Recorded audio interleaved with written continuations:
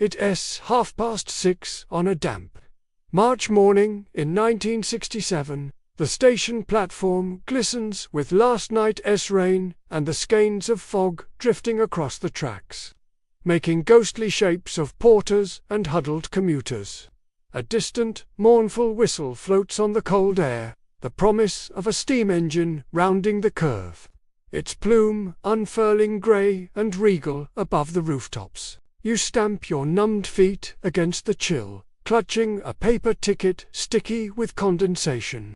As the twinned scents of coal, smoke, and wet wool become as familiar as the dawn itself, the expectant hush is broken only by the rhythm of clattering wheels echoing down the rails, and the old station clock marking out minutes against a fading world. For those who travelled by steam train in the post-war decades, the railway was never just a means of getting from A to B. It was a stage set for the everyday and the extraordinary. The humdrum commute, the seaside summer holiday, the Christmas homecoming, even the bittersweet departure for national service. You might find yourself at one of thousands of bustling junctions, King's Cross, Crewe, or the smallest country halt, sheltering beneath a battered canopy spattered by the elements. Here, cries of "Stand clear of the line," or "All aboard for Scarborough," were the soundtrack to days when people came and went, lives branching off with sparks and steam into the thickening English air. In the gentle bustle, a gloved hand might pass you a Lyons-made iced lolly through a carriage window, or a station porter, cap-tipped askew, would hoist trunks plastered with faded luggage labels. Step with me onto a British Railways Mk1 carriage circa 1960. The time when steam reigned over the rails, but diesel engines were beginning to make quiet inroads. The carriage rocks in gentle, insistent rhythm, horsehair seats prickling through corduroy trousers, and the windows streaked with mist and soot. Threadbare lamps cast pools of golden light onto formica tables, where thermos flasks and yellowing newspapers are propped between journeys. A mother clutches shopping bags stamped with the Woolworths logo, while a bowler-hatted commuter wrestles with the crossword. The scent of McVitie's digestives, mingling with coal smuts, drifting in through the half-open vent. Out beyond the glass, fields and allotments sweep by in a watercolor blur, punctuated by back gardens heavy with washing lines and the odd, friendly wave from a crossing keeper leaning out from his wooden hut. In the station buffet, time seems to stand quite still. A brass urn hisses and steams, filling cups with almost but-not quite hot tea for porters, shoppers, and soldiers alike. The counter gleams beneath fly-blown advertisements for fries, chocolate, cream, and Tizer. And in the clatter of teaspoons and saucers, you can just make out the strains of a tinny wireless. For a few pre-decimal pennies, coins slick with the sweat of countless hands, you might buy a bacon sarnie wrapped in yesterday's newsprint, or a slab of fruitcake perched on a china plate. Regulars know the kindness in the glance of the lady behind the counter, her blue apron powdered with flour, as she tucks away a packet of players for the guards' break. Out on the platform, rain has started again, blotting the lettering on brittle brown tickets. But inside is a warm, living cocoon, thick with gossip and the hope of journeys ahead. At the heart of these stations were always the people's station masters in gleaming brass buttons, porters whistling vaguely remembered tunes, the slow-moving milk trolleys with their rattling glass churns on the early train from the next village. Children fidgeted in duffel coats, clutching train-spotter notebooks and blue-black pencils as they listed passing engines by number and name. King George V, Evening Star. For those who worked the rails, life moved to its own unique rhythm. The shift change at dawn, the shriek of the guard's whistle, the steady clank of levers in the signal box. Small rituals bound this railway world together, a wave from the fireman, A quick word with the goods van driver, a bar of fruit and nut tucked in a coat pocket for the long run back down the line. Even beneath the threat of closure, as the infamous beaching cuts loomed and branch lines fell silent, the camaraderie remained, a community of iron, smoke, and simple human kindness. If you stood at the end of the platform on a misty autumn evening, with the gas lamps dipping pools of amber onto the platform, you'd feel the pulse of the country itself. Steam drifted and curled upwards, blackening the brickwork, making even the shyest flower boxes and half-forgotten posters feel part of something grander. The last trains of the day seemed reluctant to leave, their carriages glowing. Drafty corridors, alive with the rustle of raincoats and the rattle of boots, paper bags. Mind the gap, came the station call, hollow and mild through the fog. The air sang with the ache of departures, but also, always, with the glow of the homeward ride. But by the end of the 1960s, the romance of steam was on borrowed time. A new breed of diesel and electric trains, praised for their speed and efficiency, whistled into stations with subtlety instead of spectacle. The old steam locomotives, once kings of the rails, crept into retirement, many destined for rust in weed-choked yards, or a new lease of life on preserved lines staffed by volunteers and old hands hungry for nostalgia. The world was changing. Corner shops gave way to chain supermarkets, the village post office to out-of-town sorting depots, and even the familiar Woolworths pick-and mix began to look slightly forlorn beside fluorescent-lit modernity. The sentimental pull of chuffing engines, the grime and glory of steam, would soon yield to the sealed windows, plastic armrests, and humming fluorescents of the intercity era. Yet these platforms and trains meant far more than just journeys completed or places reached. They were places of meeting, parting, and belonging, ribbons, binding town to country, linking generations and forging enduring memories. The railway offered escape, adventure, and comfort all at once. The thrill of diving into a novel as the carriage rocked, or peering into the illuminated windows of strangers' houses as dusk fell, imagining lives carried along by the same rails. Even today, the faint taste of coal on the wind or the echoing cadence of a distant whistle can call us back, if only for there's a gentle patter of rain on the pavements. The streetlights shimmering across glistening asphalt, and cutting a proud, cheerful figure through the drizzle is a gleaming red double-decker bus. Its engine throbs gently, a warm refuge in the November gloom, as passengers cluster under umbrellas, eager to escape the cold. The scent of wet macintoshes and the thick tang of petrol hang in the air, and with a ding of the bell, the routemaster lumbers off, weaving its way down the avenues of post-war Londoner city, stitched together by the steady heartbeat of its buses.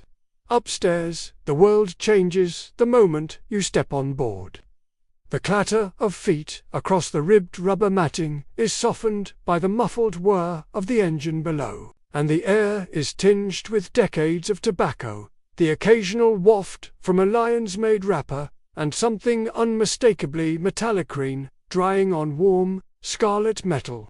On the front bench, a pair of schoolchildren, satchels bulging with battered textbooks and leaking pens, squabble half-heartedly over window seats. A row behind, an elderly woman in a buttoned-up raincoat clutches her shopping coal-smudged fingers from one of the old market stalls, gripping her bag tight, perhaps with a few new coins rattling inside since decimalization was only just creeping in. There's something hypnotic about the gentle sway as the bus takes a corner, the world outside blurring into streams of color.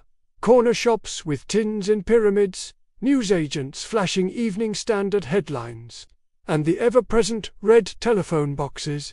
On a particularly busy Saturday, the ground floor of the bus is packed, cheek bejowl, with a cross-section of London. Office workers in worn trench coats, teenagers with record singles poking from shopping bags, maybe a recent Bowie or T-Rexer, sandwiched between mothers balancing prams and the occasional delivery boy. Cap askew on his way back to the bakery with a pocketful of change.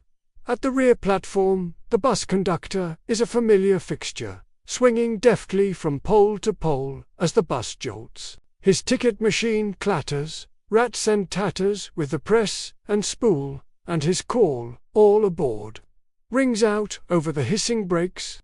The pre-decimal half-crowns and threepenny bits vanish into his pouch, replaced with a smile and paper ticket that your fingers can't help but fiddle with as you search for a seat. London's buses have never simply been a way from A to B. They re-roll in theatres of city life. As the route master threads its way through fog-bound lanes, the upper deck becomes an odd little society all of its own. You might find a pair of courting teenagers whispering conspiratorially in the rearmost seat, their knees barely brushing but hearts racing as they share plans for a flick at the local Odeon. There's often a group of nattering pensioners swapping gossip, shopping lists, and the latest from Coronation Street, tongues loosened by the heater's warm hum. Outside, the rhythmic sweep of windscreen wipers punctuates the wet, and through steamy windows, you catch glimpses of lost London, the haberdasheries, the woolworths glowing with Christmas lights, the milkman's float humming along behind its pony and cart cousin. Sometimes, the ordinary journey turns into an adventure. During a showery afternoon in July, the bus is filled with children sticky with sooty cream, buckets and spades jostling between feet, the temps of salty seaside air still clinging to their clothes after a school trip to Satin. The bus lurches and all hands shoot out to brace against the seat in front, laughter ricocheting through the stairwell. A stray dog, damp and shivering, finds a warm spot beneath someone's legs. Meanwhile, the conductor keeps a watchful eye, ready with a gentle reprimand if the rowdiness tips over into mischief. But letting most things slide, London, after all, knows how to look after itself. The passage of time is most keenly felt in moments of stillness. Early on a Sunday morning, when the city is caught between sleep and stirring, there's a hush on the bus as the first light drizzles over rooftops and the city yawns. You might pass the ghostly shapes of old breweries, the steady stream of milk floats drifting past, and workers heading towards a new shift at the printworks or the docks. Here, the clatter of morning newspapers mingles with the crackle of transistor radios perched on knees, tuning in to the BBC, while a few brave souls sip from enamel flasks of tea. Change, though, blows down London's streets like a brisk east wind. Over the decades, new shapes began to appear, and the rounded edges of the route master gave way to sleeker silhouettes. Conductors faded away as ticket machines sprouted by the driver's seat, and journeys became a quieter, more solitary affair. The city grew busier, its rhythms shifting with every year, record shops making way for fast food chains, milk floats vanishing as supermarkets took hold, and the plush, threadbare checks of old bus seats replaced with brighter synthetic patterns. There was something lost to the cheery ribbing between conductors and schoolboys, the hand-scrawled signs in the window promising a detour due to roadworks, the sense that the bus belonged not to the city but to the people of its streets. Yet, despite all the change, the heart of London's buses has kept on beating. Even as their design evolved and their routes snaked ever further, the double-decker remained an emblem of togetherness, of everyday moments stitched into the very fabric of the city.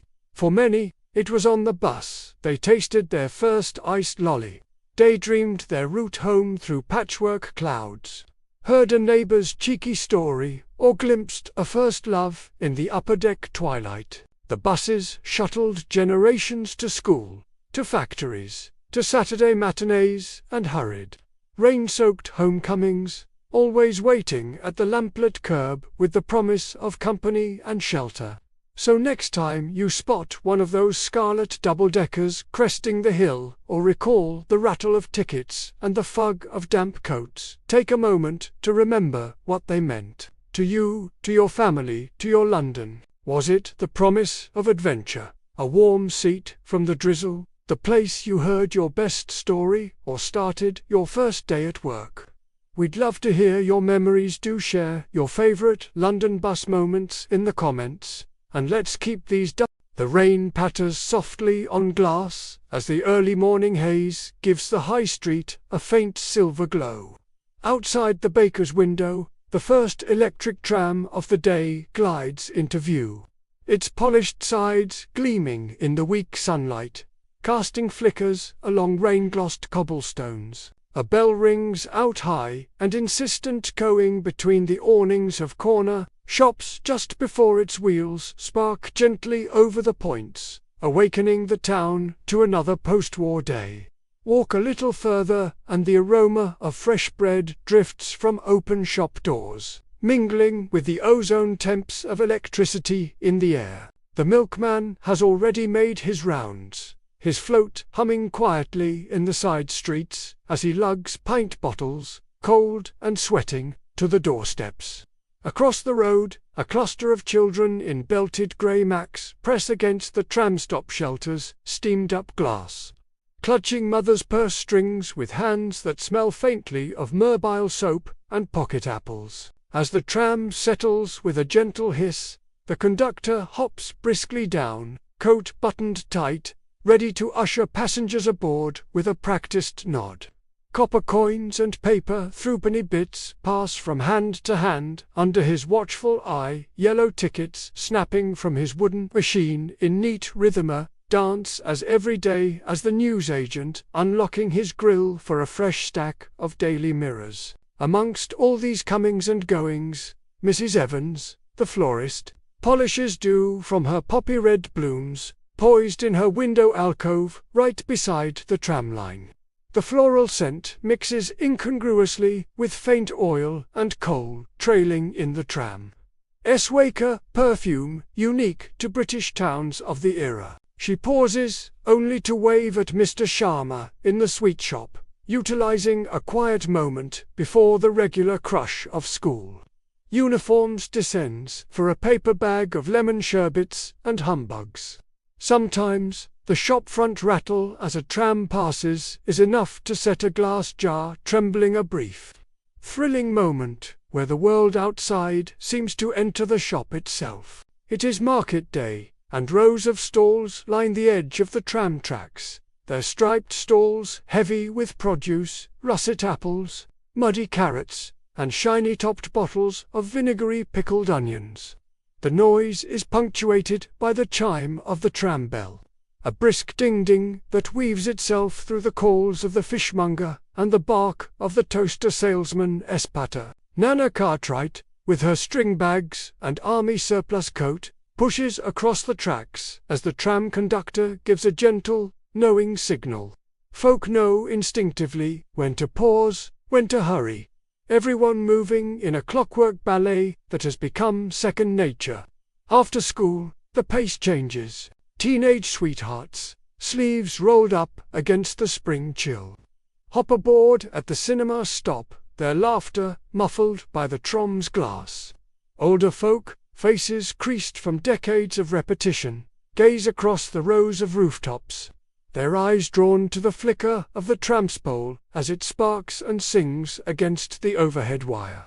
Occasionally, the driver deftly adjusts the trolley to keep the current flowing, a flash of blue-white light sending tiny feathers of cinder to dance in the gutter.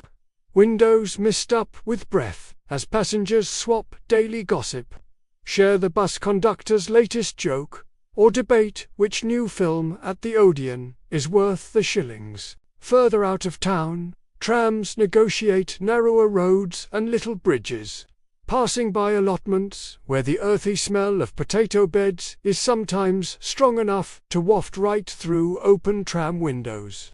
Drivers wave to each other as their vehicles pass, their caps tilted in a style you rarely see these days. In small suburbs perched on the edge of the town's limit, trams might be met by a flock of children muddy-knee, shoelaces untied, racing one another alongside before peeling off at the level crossing. And, in these quieter pockets, you might overhear the distinctive whine of the dynamo, a now familiar soundtrack to twilight journeys home. Mingling with the call of a distant ice cream van, lions maid or walls, trawling early for custom. Every high street seemed shaped by the trams. Shops were set near stop entrances, their window displays angled to snare the attention of waiting passengers. The local woolworths beckoned with pecan, mixed jars, jelly babies, and licorice torpedoes, stacking the counter in a riot of color that matched passing tram livery. The cinema's Wurlitzer would sometimes spill faint music to the street, blending with the tram's rattle, a comic melancholy overture to double bills and matinees. And at dusk, street lamps flickered on, in time with the electric sparks overhead, turning the high street into a kind of pulse, a living artery that conveyed news, faces, and fortunes from doorstep to doorstep. It's easy to forget, now, just how central the trams were, not just as transport, but as the lifeblood of community rhythms. The depot bell marked out time as surely as the church clock. The conductors were part traffic warden, part confidant, and sometimes even matchmaker for the sweethearts shyly sharing a bench seat. High street businesses flourished by proximity to the tracks.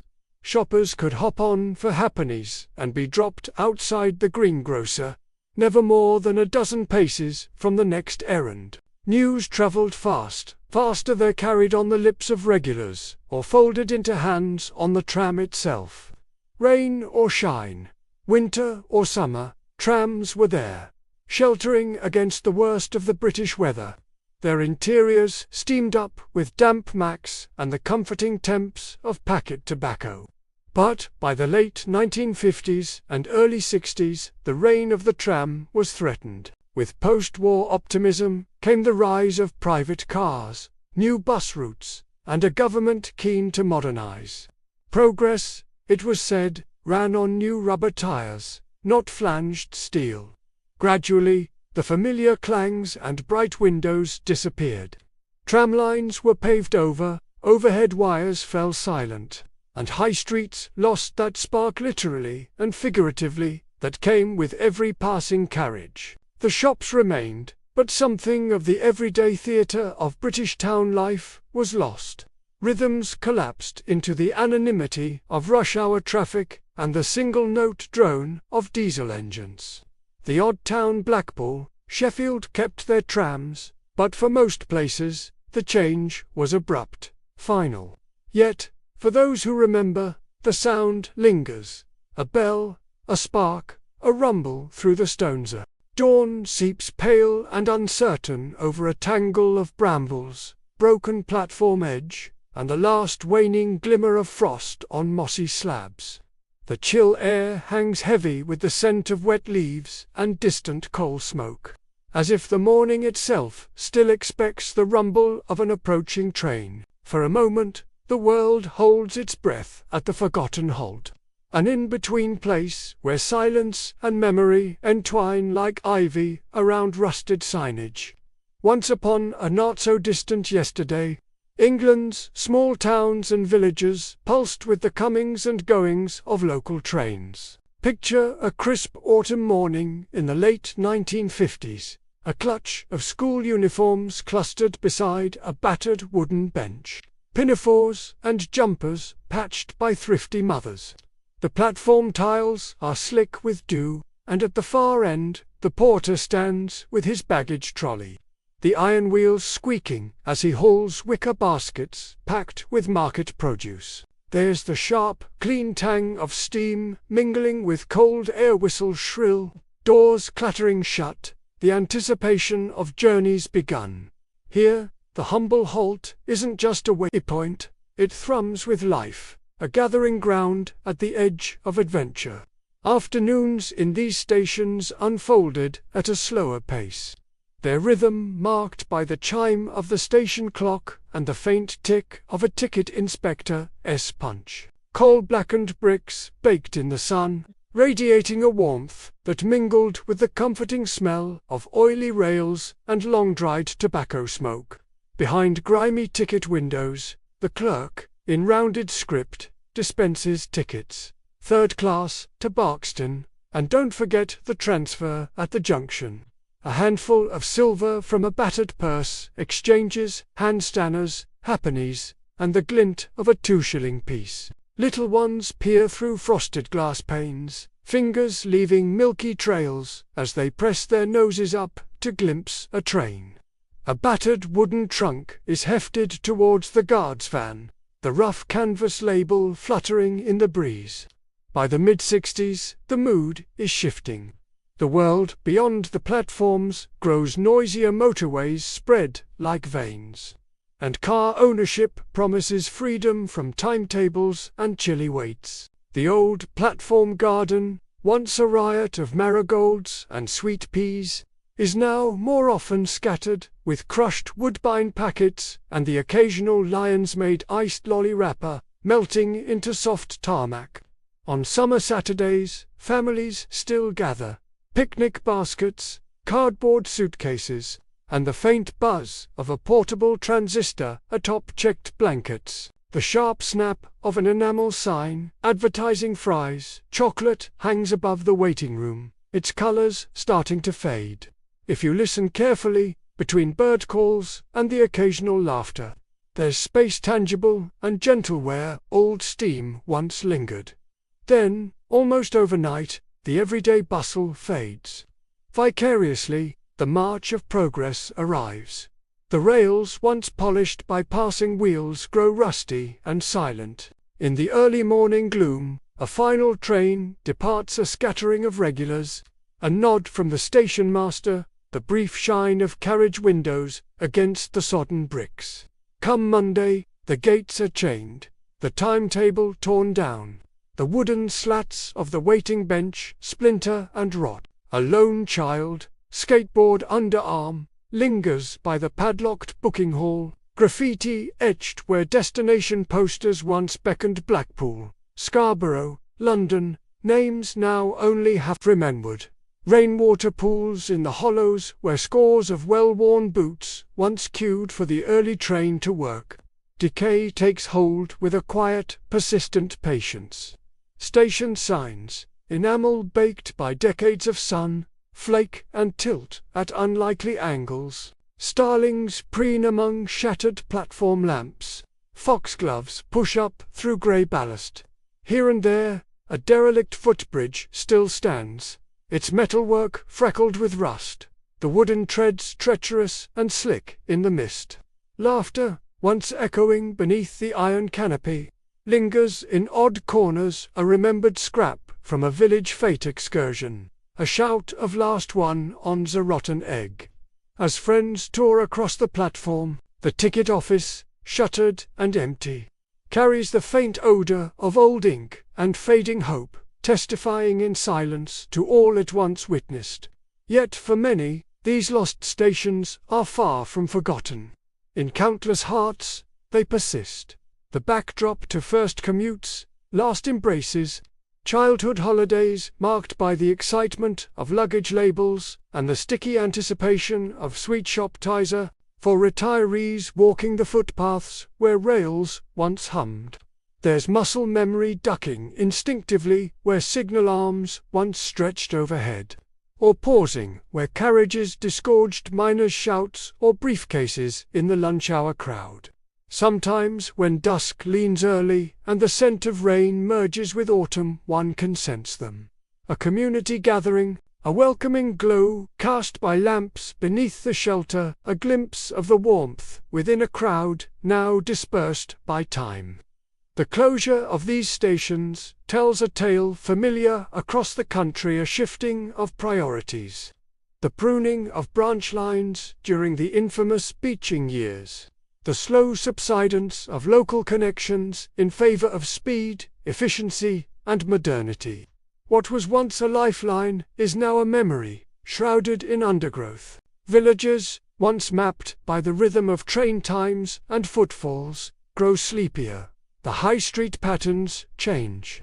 A corner shop closes here, a post office merges there, and for some, a sense of isolation creeps in, subtle but persistent. Still, relics endure. A level crossing's Rottian gate, repurposed in a garden. A platform clock, rescued for display, above a local chippy. Fragments of stories pieced together by railway enthusiasts combing maps and phantom timetables.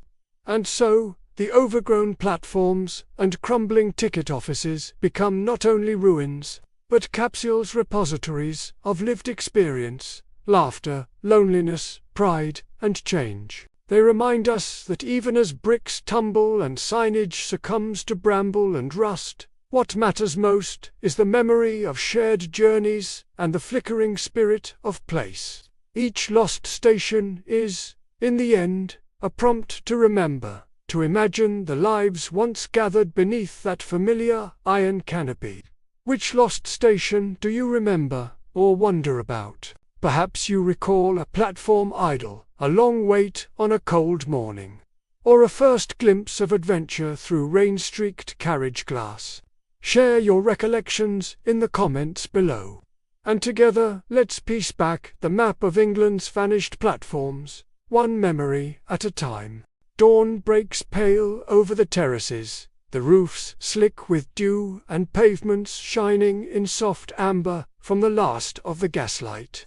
In the distance, a faint electric whir mingles with the caw of a lone crow as a trolleybus emerges through the smoky autumn mist, gliding so quietly past privet hedges and corner shops that the chink of milk bottles in a crate rings out clear. Here, along the sleepy roads of post-war Britain, the day begins, not with a roar, but with the gentle, surreptitious arrival of the trolleybus, its connecting poles tracing invisible lines through the air above.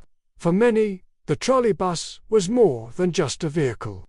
It was a companion threading communities together with each silken journey. On a crisp Monday morning in 1957, you might stand waiting at the faded wooden shelter opposite the Cop, shillings ready in your gloved palm, glancing up at a sky that never seemed sure whether to rain or shine.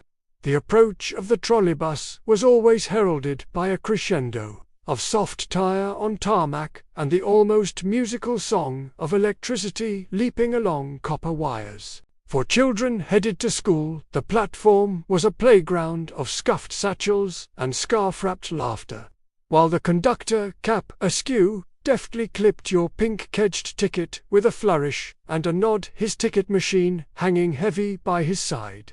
The route itself was its own kind of panorama, an everyday grand tour without need for a holiday suitcase or a requisite sea view. By late morning, grannies in wool coats and housewives in sensible shoes would cluster on the lower deck, baskets bursting with carrots from the greengrocer or rolls still warm from the baker's. Outside, the trolleybus passed allotments and red brick schools. A corner shop, resplendent with a row of shiny lions, made lollies in the window, and the postman giving a quick salute with his orange bicycle propped nearby. On certain corners, the air was thick with the temps of coal smoke, and the comforting scent of baking bread, while the trolleybus wended past, its windows fogging just slightly with passengers' breath. Midday in the city centre was a study in quiet movement.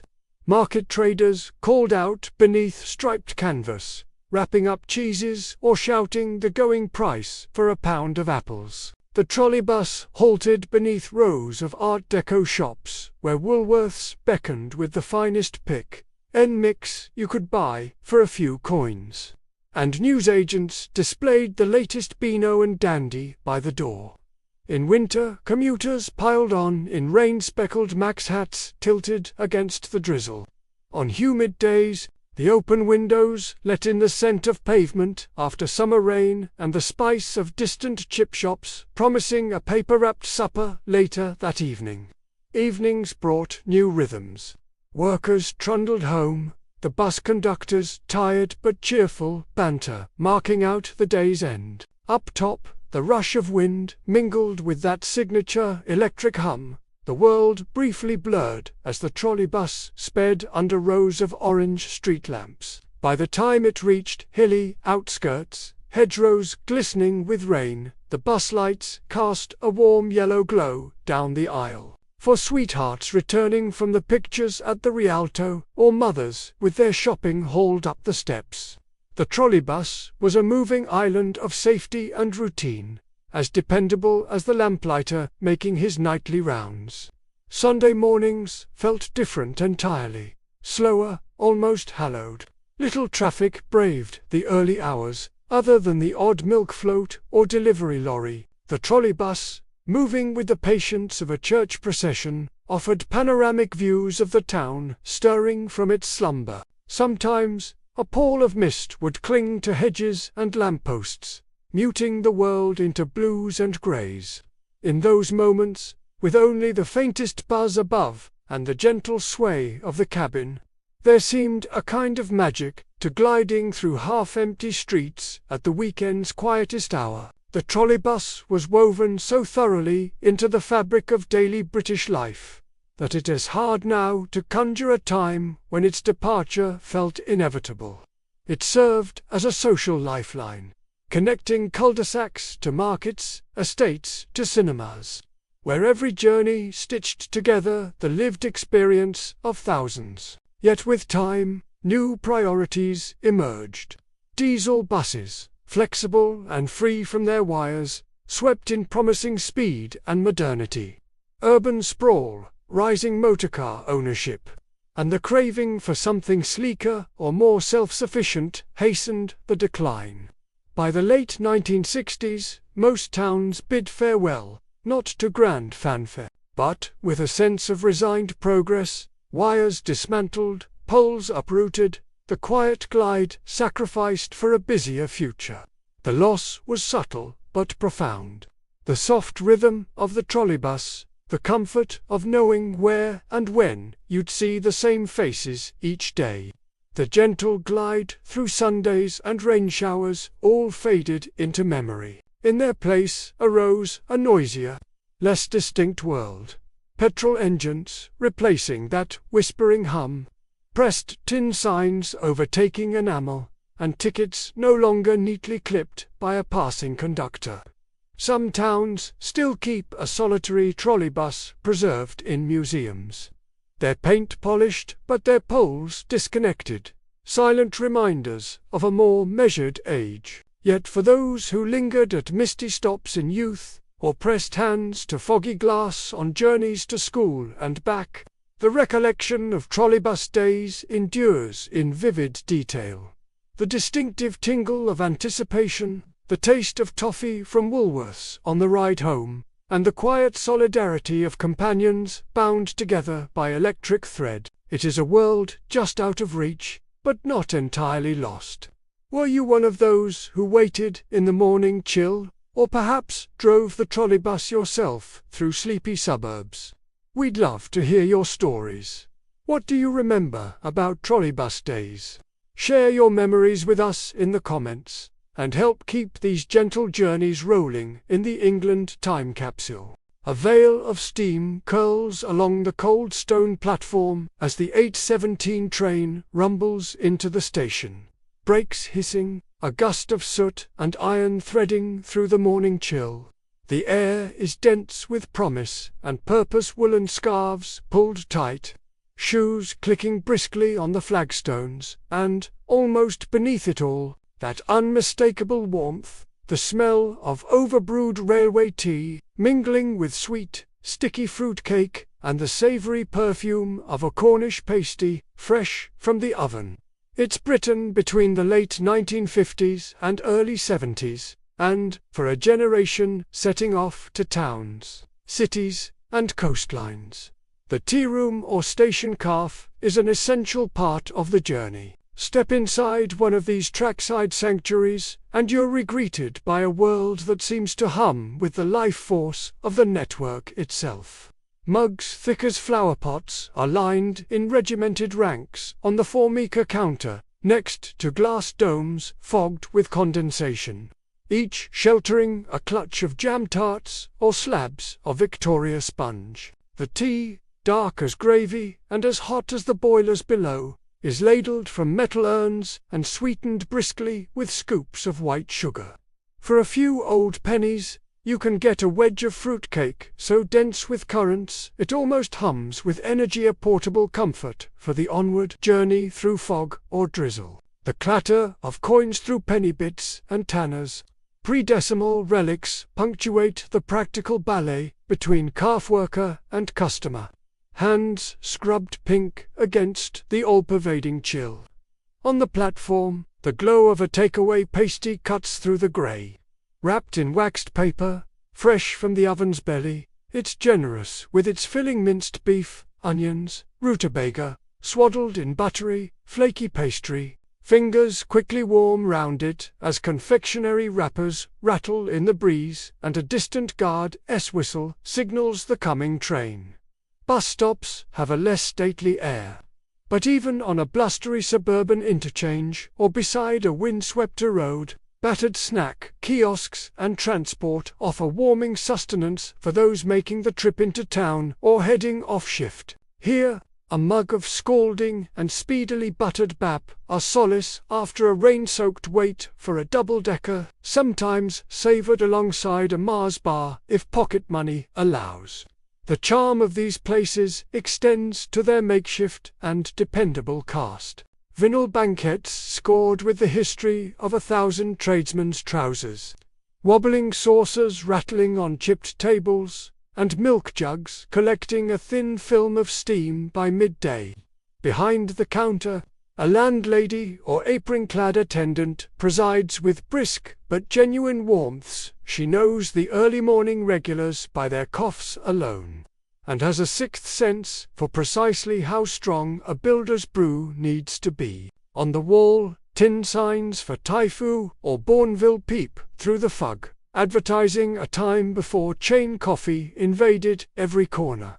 And on the shelf, next to the battered cake stand, sits the day's ration. Sometimes a solitary slice of Battenberg or a few sticky Chelsea buns, destined to fortify railway guards, train spotters, and travelling salesmen alike. Those perennially in a hurry might press past this microcosm. But for others, the Transport Café is a crossroads, an unofficial waiting room that's about more than just keeping out the cold. As steam trains give way to diesel, bell-bottoms nudge aside Macintoshes, and the clatter of enamelware is gradually retired. The culture adapts but never fully vanishes. By the late 70s, with the advance of plastic-wrapped sandwiches and fluorescent-lit vending machines, the texture of platform snacking is changed, less homemade, perhaps, but the desire for a pocket of warmth and cheer in transit remains strong. Even as British Railways introduces its infamous BR sandwich, the nostalgia for a proper wedge of bread pudding or strong brewed tea lingers stubbornly amongst the older hands and holiday-making families queuing for trains to the seaside. Beyond the rails, roadside and bus station cafes offer glimpses of a wider world. Their menus, simpler than any modern motorway service, list little more than bacon sarnies, PG tips, and the occasional ginger beer. Yet these brief pit stops become stages for life as small dramas. A lorry driver folded over the Express and Star, kids tearing into packets of crisps, while rain drums on the glass outside. A couple just home from honeymoon plotting their first grocery shop in newly acquired decimal coins. Lions-made ice lollies glow in freezer chests by the Teela treat for summer, rivaled only by the promise of a pick-en mix bag snatched later at Woolworths. Here, British weather is always half a step away, seeping under doors, fogging windows, and making every cup of tea taste doubly welcome. For many, these and kiosks blur into the gentle rhythms of day-to-day life. The morning commuter's quick breakfast, the teenager's first grown-up cup of coffee en route to college, the family's obligatory tea break on a bank holiday trek south.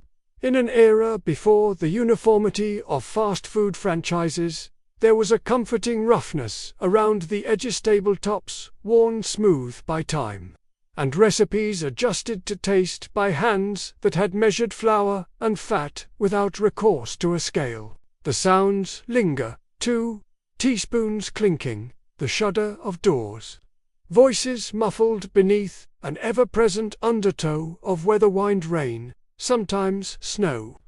As the decades roll on, these humble refuges begin to vanish, pushed out by automated vending and, later, by the glass and chrome efficiency of new train stations. Health codes tighten, rents shoot up, journeys accelerate. Suddenly, there's little room left for the slow comfort of a mug of milky builder's tea and a hunk of slab cake. But memory persists buried deep in the senses. Catch a waft of strong black tea, taste a pastry with just the right peppery warmth, and you're back on a platform under the sodium glow, wrapped in a haze of expectation. What these places gave solace, stability, a kind of everyday togetherness, could never be replaced by shrink-wrapped sandwiches or a slap-together coffee from a vending machine. Many of us still crave that feeling of time slowed by the weather or the railway timetable, of hands wrapped around a steaming cup as somewhere down the line the world waits.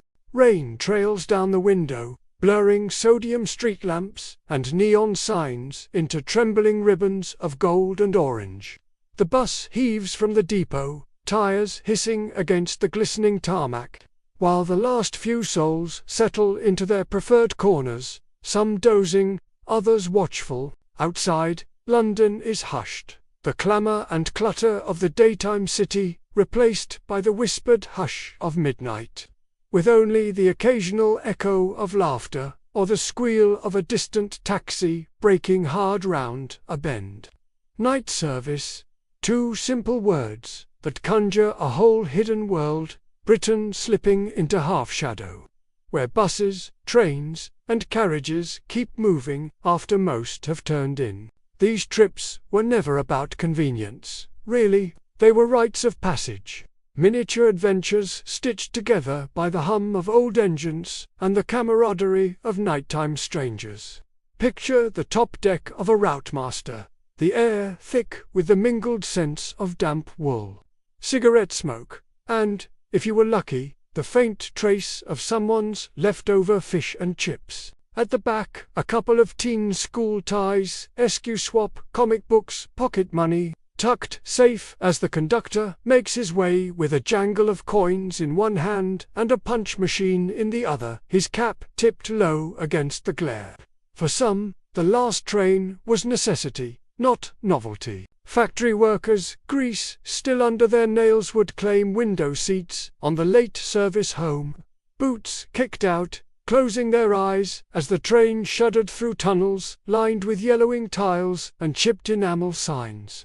There was a certain comfort to the repetition, the snap of a match, the rustle of an evening paper, the dull knock of thermos flasks, as workers compared notes on bosses, football scores, or the price of groceries. Sometimes the silence was companionable, sometimes it pressed in, broken only by the rattle of the carriage and the murmur of radio static leaking from a battered transistor.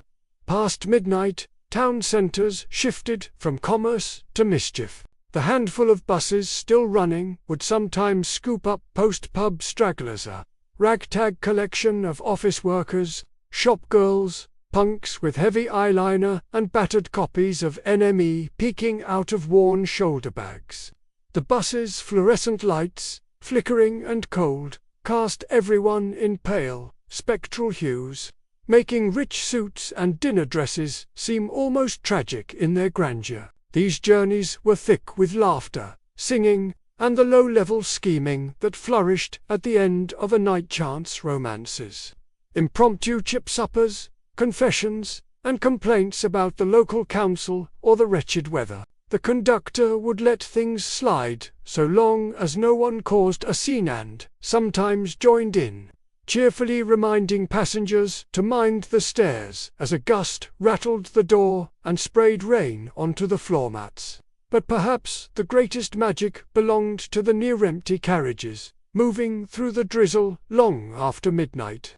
There, with only the metronome of track or tarmac for company, time seemed to stretch and melt. The city receded, leaving only pockets of yellow light in the windows of upstairs flats and corner shops. Flickering lamps cast shadows across chipped seats, revealing decades of graffiti and the ghostly faces of former passengers. A solitary grandmother with a tartan shopping trolley might tuck herself into the warmest corner, blinking sleepily as the carriage rocked, a milkman stiff with Coldwood Hall crate after crate off at an invisible stop, pausing a moment to watch the taillights fade across a deserted crossroads. Out towards the suburbs, in the drizzle of the 70s, the view shifted to pebble-dashed terraces and tiny corner shops clinging to the end of their rows. Sometimes, as the bus trundled along, you'd spy the blue glow of a telly through the voile curtains, flickering over tired faces gathered for a late-night film. On special summer nights, there might be the smell of ozone after a storm, or the metallic tanks of tar drying along the high street, with lions-made iced lolly wrappers sticking stubbornly to the curb. Glancing through the steamed-up glass, you decatch the pale triangles of Woolworths pick-n mix bags clutched tight by children curled up on mum's laps, or teenagers making mixtape plans for the weekend. Not just a conduit from A to B, these late-night journeys became crucibles of memory and meaning for entire communities. They witnessed the speeds and stumbles of a country changing fast, especially as the decades turned from austerity to aspiration. The presence of the conductor, reassuring, kept the small rituals of everyday decency alive, even if just for the price of a shilling. Night services meant teenagers with dreams bigger than their bus tickets.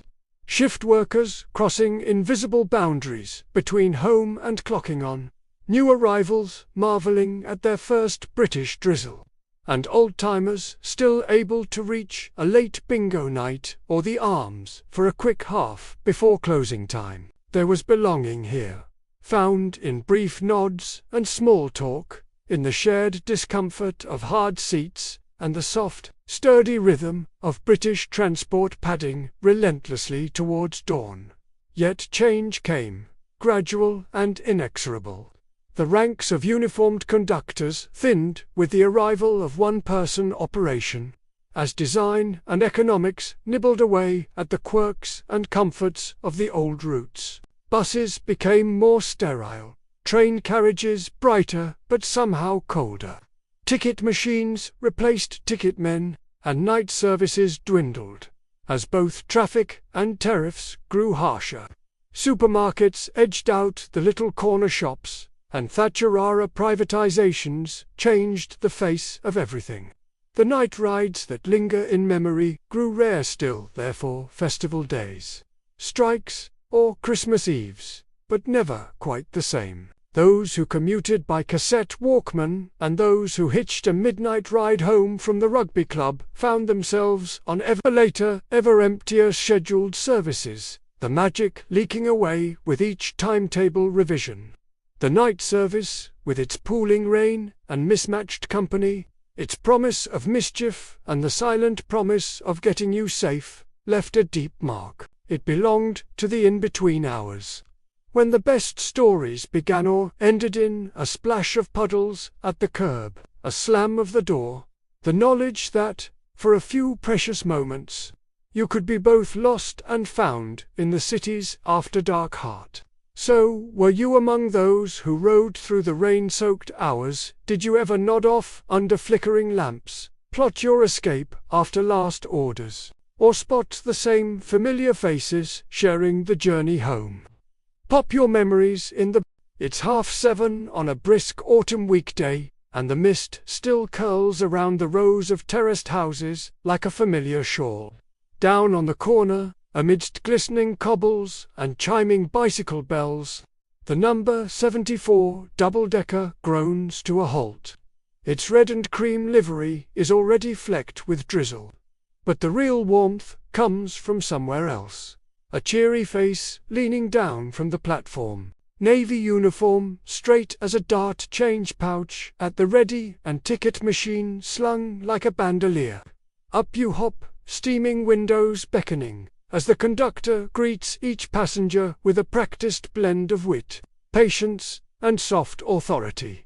The unofficial guardian of your daily commute. There was something magic about the steady hands that moved us. Bus conductors, or clippies, as they were affectionately known, became neighborhood fixtures across post-war Britain. As the world inched into the 1960s, these conductors didn't simply take fares and issue tickets. They remembered who'd recently had a baby, who worked nights, and who needed waking up before their stop. The shrill click of their ticket punch and the rhythmic jangle of coins were part of the city's daily music, carried on the damp breeze alongside the scent of coal smoke, spilled tea, and the sharp tang of castor oil. In that golden hour after school, children raced to claim the best upstairs seats, lollies from the corner shop clutched in sticky hands, whilst the conductors smiled indulgently, as if they too remembered the thrill of the back row. Every route had its legendary figures, but none quite like the tram drivers of Britain's great northern cities. In Sheffield or Blackpool, the clang of a brass bell cut through the morning as trams glided in on shining rails, their fronts dusted with grime from mills and factories. The drivers' white-gloved hands gripped their controls with a veteran's assurance. Feet poised for the sharp clang of the foot gong at each hop-on, hop-off stop. On blustery January mornings, you'd see their breath fog the cabin glass. Their cap pulled low as the wind howled through gaps in the sliding doors. Yet every regular traveller recognized each by their particular way with the bell. A quick double ring for the giggling school party. A patience-laden single toll for the elderly. The city's pulse, unnoticed much of the day, beat in time to the tramways and the faces steering them. Inside Britain's grand railway stations, meanwhile, the uniformed train guard stood as gatekeepers between home and adventure. On the echoing platforms of Leeds, Euston, or tiny local halts, their presence was as reassuring as the stately Victorian brickwork above. Over the sizzle of hot steam and the clatter of boots on flagstones, their whistle pierced the air, sharp and declarative. All aboard, polished buttons on thick blue wool caught the dim lamplight, and there'd be a small thrill as they locked carriage doors, exchanged a few words with the engine crew, and raised the green flag in a final sweep. Travellers, office workers with briefcases, young national servicemen clutching duffel bags, a family starting their first ever seaside holiday, all felt, if only for a moment, that their journey was in the calmest, surest of hands. There were gentle rituals amid the mechanical clatter. Old pounds, shillings, and pence changed hands as fares were negotiated in the brief moments between stops, and heaven help the soul that tried to slip by unnoticed. Those conductor eyes missed nothing. In the school holidays, you might hear a knowing chuckle as a carriage of gleeful children attempted to hide a dog beneath a mac. On market days, the buses felt packed to bursting with shopping baskets and prams, the familiar conductors tucking the day's gossip away as expertly as they tucked away the fares.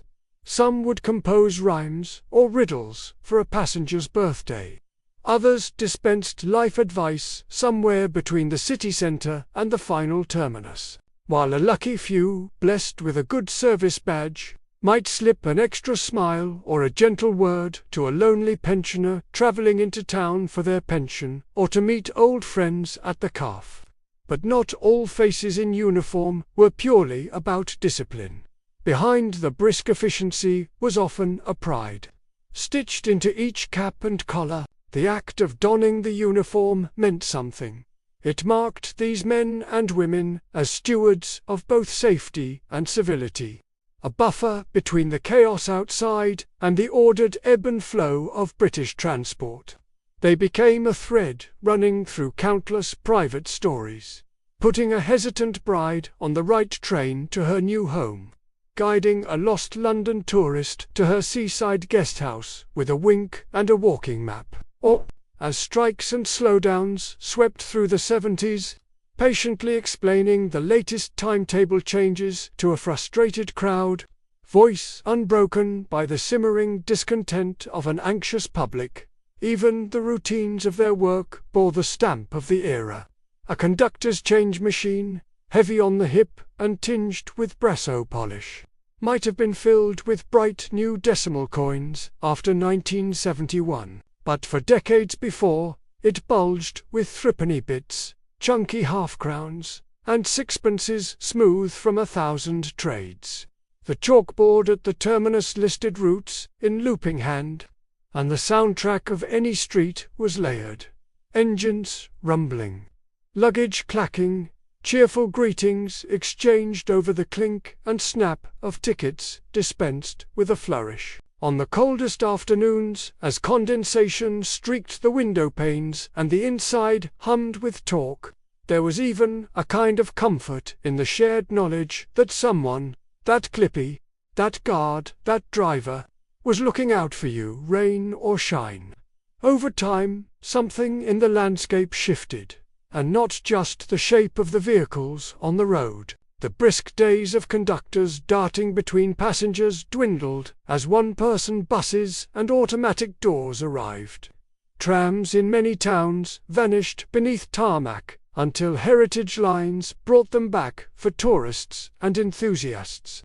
Train guards, too, found their roles changing, their human touch replaced by automated announcements and unstaffed ticket barriers. The great swirl of faces shrank, little by little, replaced by systems and machines efficient but anonymous.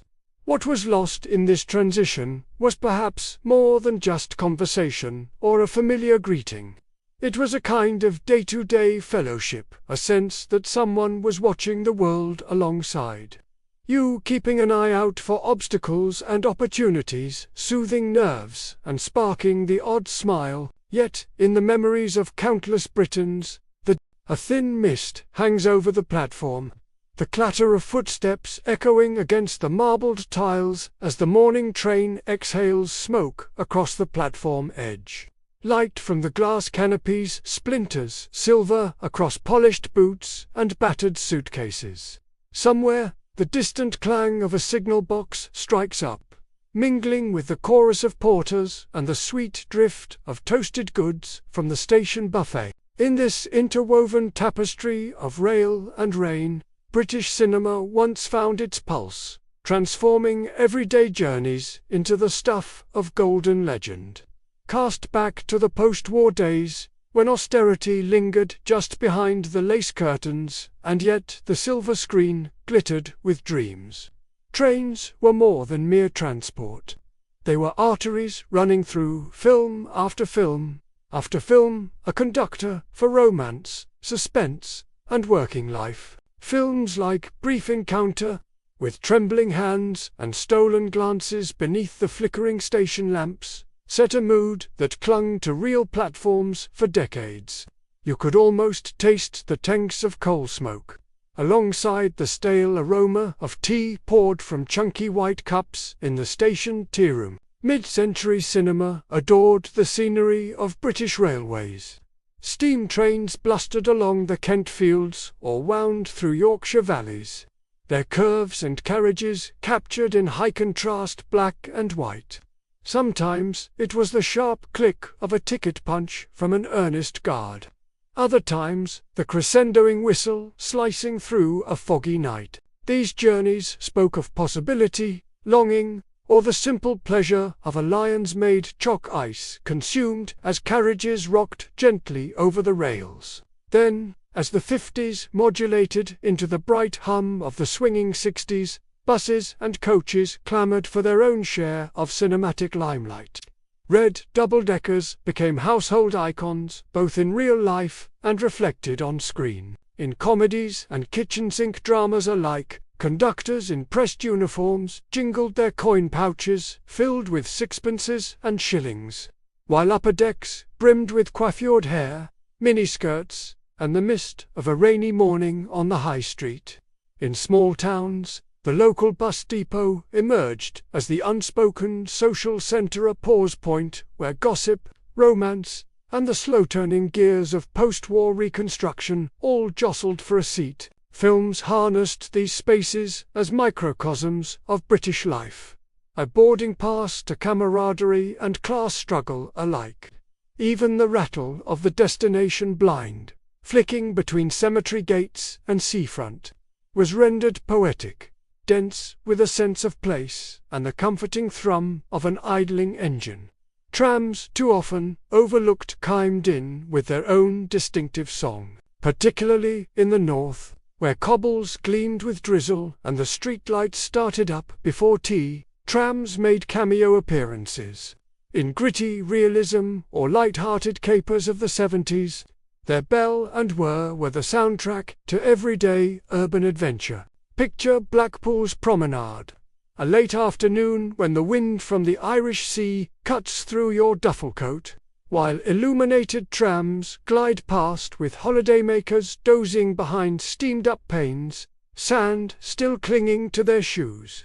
The clang of the tram bell knits the moment to 1,000 others, a universal memory for city dwellers, preserved forever in the jump cuts and wide shots of northern cinema. By the 80s, the soundtrack of British travel and film had changed again. The smoke of the old steamers had faded, and so too had the tightly policed formality of earlier decades. Now, battered routemaster buses and intercity trains carried school uniforms and shoulder pads through a time not quite so innocent, but still closely observed by the camera's eye. Cassette players blared out the top 40. As window seats collected condensation and orange-patterned upholstery, you'd see scenes of day-trippers, battered tartan flasks in tow, queuing by the platform. Vending machine maybe grabbing a marathon bar or a fizzy can before racing for the last train home from a day out at Woolworths or the fun fair. Mobile phones were rare as hen's teeth. A chilly phone box, paint chipping beneath adverts for summer jobs at the seaside, was as close as most got to instant connection. Yet, even as things modernized, the essential nostalgia of travel-love movement and waiting, crowds and isolation held firm across the British cinema landscape. British filmmakers understood travel not merely as backdrop but as crucible, the carriage corridor as a stage for catastrophe or confession. The night bus, a liminal realm for lost souls. The tram, a silent witness to an ordinary day spooling out into rain-streaked dusk. On screen, these journeys echoed the lived experiences of millions. They captured a nation in motion, between the lines of class and geography, between old certainties and new directions. If you ever climbed aboard with a crackling ticket in hand, perhaps after a final dash across the zebra crossing, brushing past the Evening Standard vendor, those moments were instantly, viscerally familiar in their cinematic recreations. The creation of these journeys on film did more than document the machinery of movement. It preserved the rhythms, quirks, and beauty of Britain's communal spaces. Trains and buses were, for many, the lifeblood of connection, bringing distant cousins together for bank holiday teas, or carrying everyday heroes to shift work at the mill, shop, or colliery. The screen amplified these dramas and daydreams. Each metallic screech of brakes or blur of passing hedgerows carried stories of leave-takings, reunions, and the quiet romance of the open road.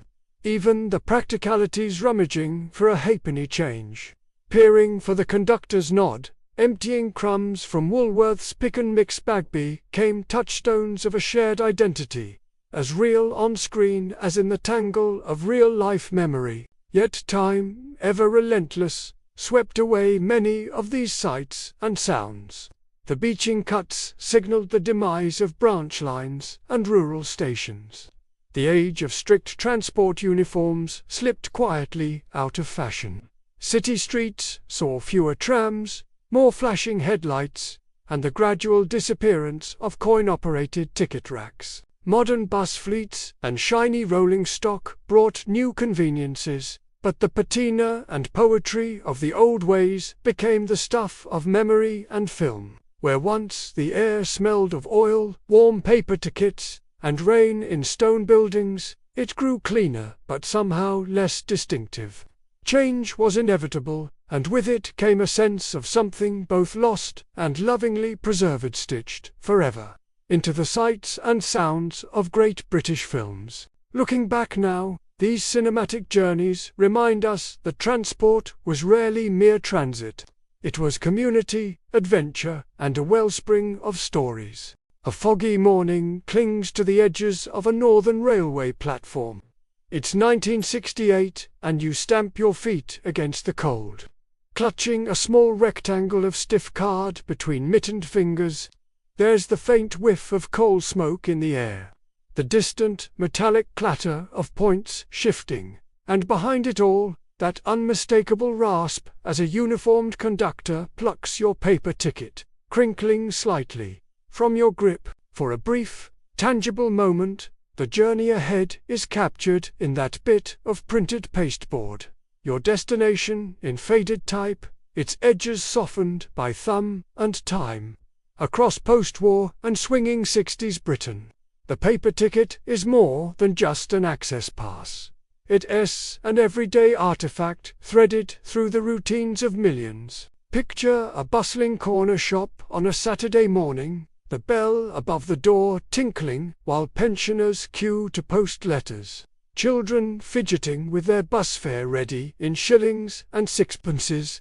Above the counter is a battered tin, brimming not with sweets, but with ribbons of numbered tickets, raffle stubs for the church bazaar, and brown tram tickets, waiting to shuttle workers across town. Each one a small promise, not only of a journey, but of anticipation itself. Then there's the world of the conductors. Those guardians of the civic commute, brisk and impeccable in naval blue suits. Braced against rattling double-deckers, they traversed the gangway with one hand pressed to the swinging grab pole and the other to the chunky ticket machine strapped at their hip. With a brief, mechanical clunk whir, paper rattles out and a steel punch clicks through its belly, notching the fare and hole-punching the date, each tiny crescent a badge of passage. The ticket leaves their hand warm, almost alive, with its recent journey from an inky roll, its corners sharp. On sodden Monday evenings, the warmth of the conductor's presence offered a reassurance as welcome as the paper ticket itself. Railway tickets of this era possessed their own peculiar beauty. Pastel-hued, letterpress embossed, lined with the sort of meticulous serif fonts rarely glimpsed beyond banknotes or hymnals, they emerged from the sturdy Edmondson machines, each card ticket exactly 1 7/8 inches wide. The charm wasn't just in the design, but in the ritual. Slotting your new ticket into jacket or purse. The feel of it against a Woolworths handkerchief, its surface slowly softening over the course of the journey. At mainline stations like York or Bristol Temple Meads, armoured ticket inspectors stood in little Victorian booths at platform gates, rain tapping out a steady rhythm on the glass roof, while passengers queued tickets, ready for an approving nod and a satisfying stamp. Meanwhile, Rural and seaside Britain saw their own takes on the tradition. On sunny afternoons, families brandished multicolored return tickets for charabanc trips out to Scarborough, Margate, or Western. The paper passes fluttered like bunting in pockets sticky from Lyons-made ice lollies and gritty with sand, their surfaces quickly acquiring the patina of adventures. Salt, sweat, smudged jam sandwiches. For many, the ritual didn't end when the ride did. Train spotters, schoolboys with ring binders, and railway romantics alike collected discarded tickets left on carriage seats. Third class to Blackpool, issued Blackrod Station, stacking them into shoeboxes or pinning them to corkboards with the pride normally reserved for football medals. These modest scraps of card were, for a generation, the beginnings of a lifelong love of journeys and the whiff of far-off possibilities. It wasn't just trains and buses, football matches, cinema outings, even the city baths, all came with their own distinct paper badges of admission. In the heated queue, outside a Saturday matinee at the Odeon, the usher's hands would briskly tear pastel stubs for eager hands. Each mosaic of ticket stubs on a bedroom mirror was a tapestry of remembered excitement, the mud and chants of Hillsborough, or the nervous thrill of watching your first 15 certificate film. School fates, too, ran on tickets. Hands ink-stamped at the gate. Rolls perforated at 5 pence a go. Victorious tickets exchanged for a half-melted chocolate bar or a lurid bottle of Panda Pop. These paper tickets, in all their humble forms, carried with them a particular magic, a sense of the fleeting yet tangible. They were totems of the ordinary adventures of everyday life, quietly chronicling love affairs, lost gloves, missed connections, or just the soft predictability of a week's commute. In pockets and penny trays, pressed into the pages of diaries, or forgotten inside faded raincoats, they waited to surprise, years later, a sudden rush of memory in the quiet of a clearing-out. But, as the decades rolled on, the world and its journeys began to change. The mechanized click of ticket machines yielded to plastic swipe cards, then to contactless pushes and digital screens. Streamlined systems promised convenience, and indeed, who are alive today, in our whir of phones and beeps and misted-up bus windows, hasn't marveled at the ease of life without loose change or lost stubs. Yet, with that ease came the fading away of community routines. The nod to the conductor, the cautious squeezed past knees in the upper deck, the mingling scents of newspaper, tweed, and winter air. The very apparatus of movement was now unseen, digital, ephemeral, with fewer paper mementos to mark the passage of a life. Still, for those who close their eyes and recall it, there is an unmistakable poetry in the lost art of the paper ticket. It was a badge of belonging, a minor miracle of print, a record of small yet significant crossings on the map of an ordinary life. In the endless shoeboxes and biscuit tins of attics across the land, some still survive. Softly smudged by the thumbs of office workers, the palms of children, the hands of hopeful travellers, each one a tiny anchor to England's moving, breathing past. Do you remember tearing that stub before your first away match, or finding a crumpled train ticket in the pocket of your dad's old barber? What sort of ticket do you wish you'd kept, and what memories did it hold for you? Share those stories below. Let's see whose journeys still live, pressed between the pages, just waiting to be rediscovered.